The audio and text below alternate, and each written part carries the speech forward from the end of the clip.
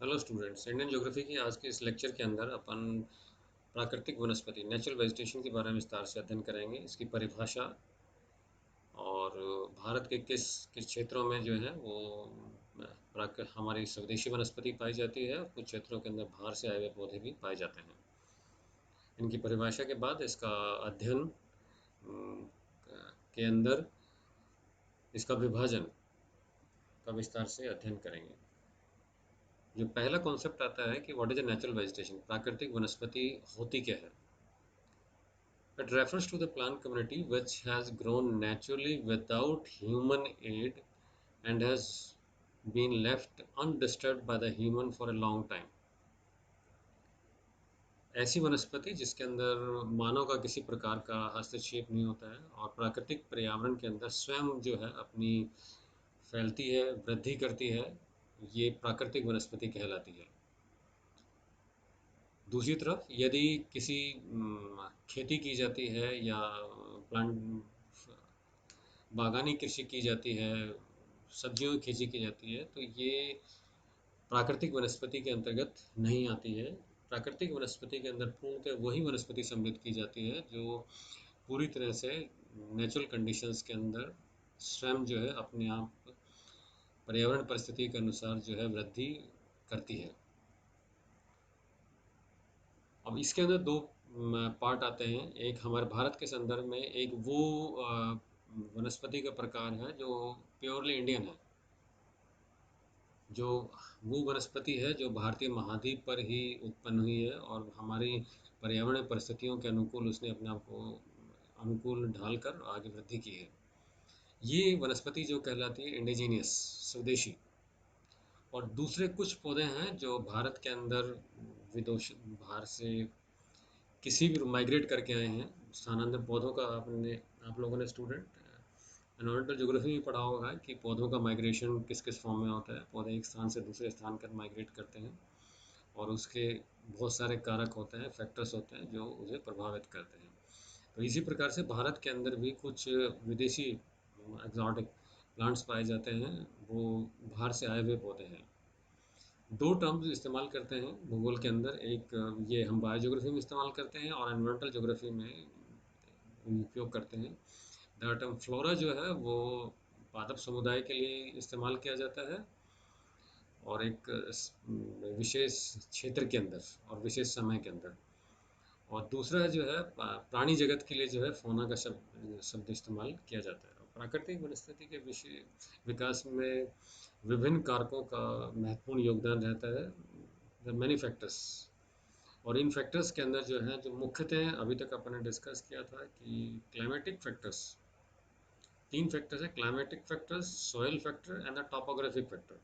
ये तीन जो मेजर फैक्टर्स हैं जो किसी भी वनस्पति के वितरण, वृद्धि और उसके स्थानांतरण को प्रभावित करते हैं।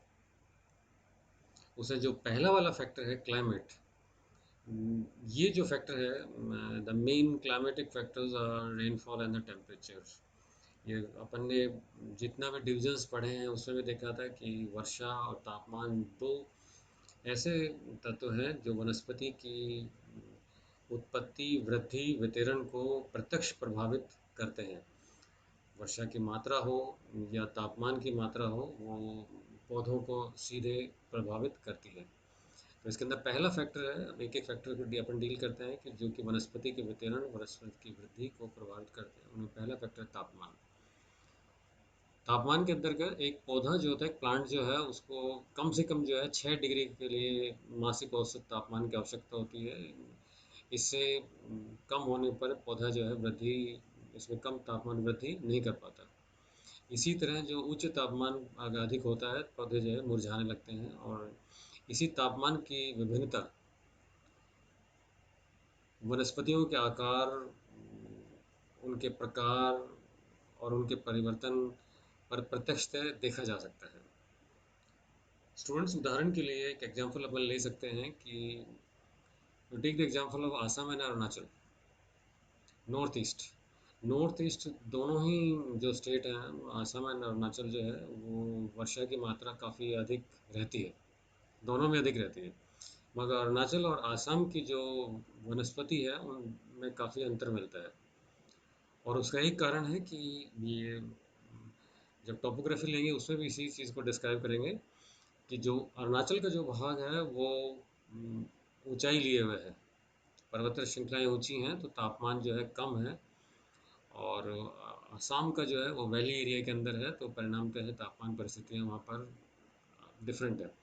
तो वर्षा की मात्रा समान होने के कारण होते हुए भी इन दोनों प्रांतों के अंदर जो है वनस्पति में विभिन्नता पाई जाती है।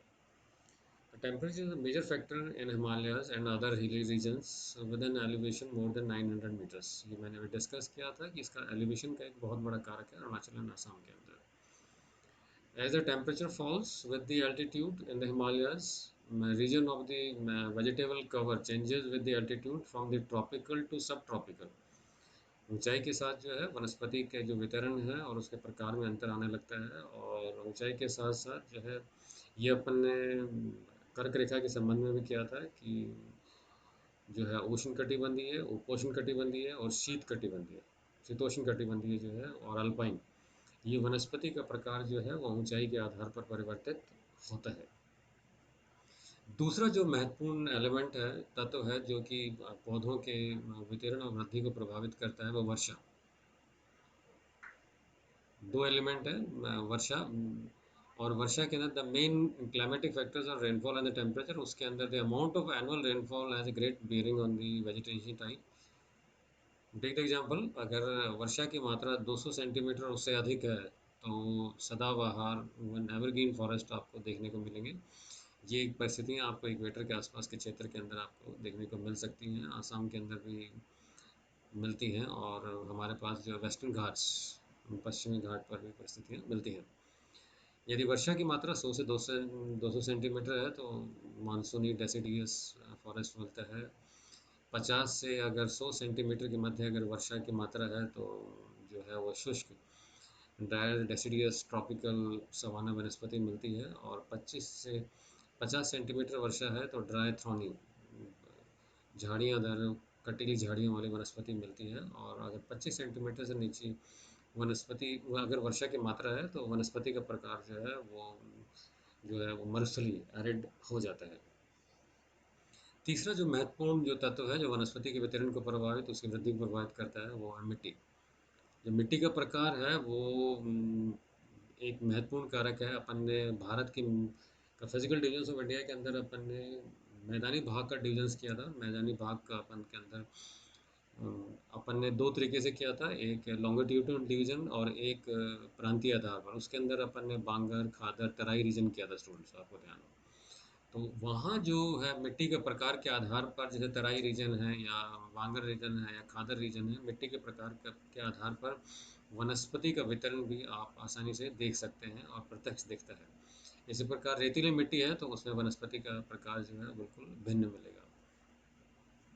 और उदाहरण के लिए जैसे आपका अगर दलदली है तो वहाँ पर आपको दलदली वनस्पति जो है स्वयं फॉरेस्ट आपको देखने को मिल जाएगा। ये हमारे डेल्टा वाला पार्ट है, गंगा ब्रह्मपुत्र का डेल्टा का क्षेत्र है, वहाँ पर ऐसी वनस्पति आपको देखने को मिलेगी।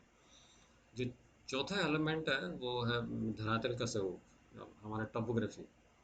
और टोपोग्राफी जो है ये काफ़ी महत्वपूर्ण है पौधों के वितरण और वृद्धि को प्रभावित करने के लिए। उदाहरण के लिए हिमालय के पर्वतीय क्षेत्र में वर्षा की मात्रा का वनस्पति पर कोई महत्वपूर्ण प्रभाव दृष्टिगोचर नहीं होता। वहाँ ऊंचाई तथा तापमान ने वनस्पति प्रदेश निर्धारित किए हैं। जलवायु और धरातलीय स्वरूप में अंतर होने के कारण भी भारत में उष्ण व शीतोष्ण कटिबंध दोनों प्रकार की वनस्पतियाँ पाई जाती है। और यही मैंने अभी अरुणाचल और संबंध में बताया था कि टोपोग्राफी जो है वो एक महत्वपूर्ण कारक होती है। पांचवा जो है वो स्टूडेंट अपन ने पढ़ा है सूर्य का प्रकाश, द अमाउंट ऑफ लाइट। पौधे को प्रकाश, अभी मैंने कहा था कि 6 डिग्री के नीचे टेम्परेचर पर तब पौधा मरने लगता है, ठीक है। तो यदि पौधा क्या है कि प्रकाश संश्लेषण की क्रिया जो है, सूर्य ही एक ऊर्जा का स्रोत पृथ्वी पर है। और पौधे जो हैं वो, क्योंकि अपन ने पढ़ा है एनवायरनमेंट में, आपने पढ़ा है ये स्वयंपोषी हैं। ऑटोट्रॉफ्स हैं, अपना भोजन स्वयं बनाते हैं और इस भोजन के लिए ये सूर्य के प्रकाश पर निर्भर करते हैं। ये प्रकाश की मात्रा कितनी है उस पर प्रकाश संश्लेषण की क्रिया निर्भर करेगी और पौधों का प्रकार भी उस पर निर्भर करेगा।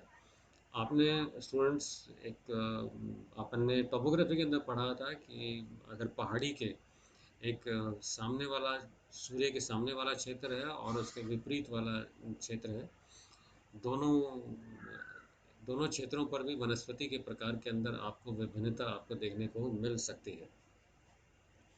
और जहाँ तक पौधों की उत्पत्ति का संबंध है और भारत के संदर्भ में है कि भारत में जो हिमालय एवं प्रायद्वीप भागों पर अधिकांश क्षेत्रों पर हमारे इंडिजीनियस घरेलू जो है वो वनस्पति पाई जाती है।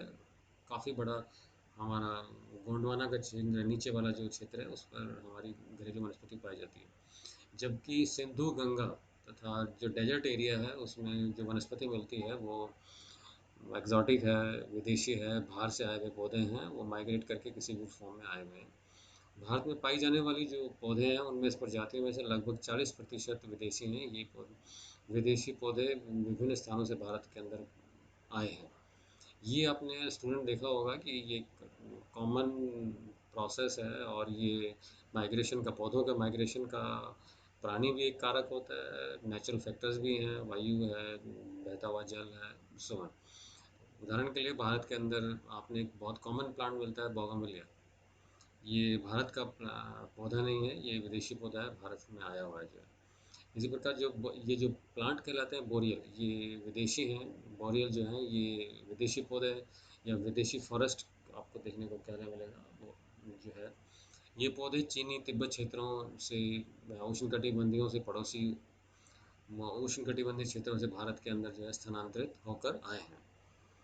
और थार का जो मरुस्थल है और गंगा के मैदानों में पश्चिमी सीमांत में पाए जाने वाले जो शुष्क अर्ध शुष्क वनस्पतिक आवरण है, उत्तरी अफ्रीका के क्षेत्रों से जो है पौधे जो है स्थानांतरित होकर भारत के अंदर आए हैं। और काफ़ी प्रजातियां जो हैं अफ्रीका की हमारे भारत में पाई जाती हैं। रबड़ भी एक महत्वपूर्ण उसके अंदर फैक्टर है।